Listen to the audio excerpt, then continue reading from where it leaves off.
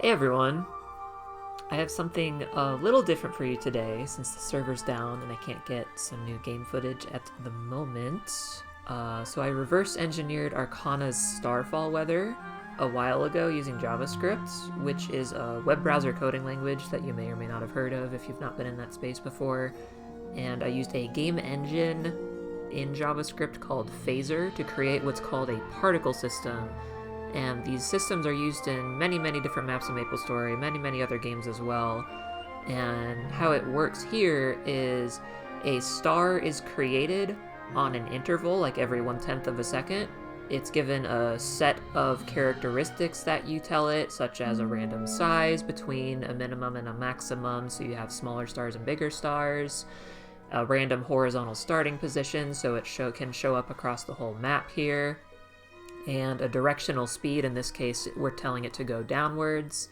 And you can also tell it settings for a starting and ending opacity, so they're full opacity when they start out, and then they become more and more transparent as they get towards the bottom of the screen. And you can even make the color change over time as well, which I'm not doing here, but that's just another example of what you can do as a basic setting on these particle systems. Once you've defined all of this behavior that each of these stars should have when it's created on that interval, you tell the particle system how long you want each star to live or be on the screen for, and you have yourself something quite pretty to look at. And so, what can go wrong with particle systems?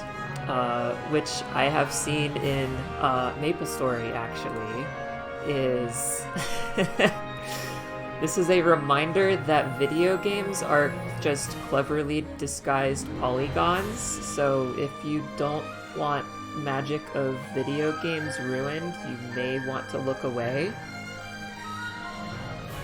So this is Labyrinth of Suffering, and if you've been there before, you know Labyrinth of Suffering has all this smog and smoke effects, which is a particle system, and the foggy images that it uses for that effect did not load in because I was memory leaking, and so it just showed a default white square instead of the rendered image. And yeah, so this is what particle systems look like under the hood, if that makes sense. So, sorry for ruining a little bit of video game magic, but this is really what a video game kinda is under the hood here. It's pretty silly, obviously, looks like trash, but it looks quite nice when it works properly. So, I hope that was interesting to you in some way, shape, or form, and I'll see you in the next video. Have a nice day.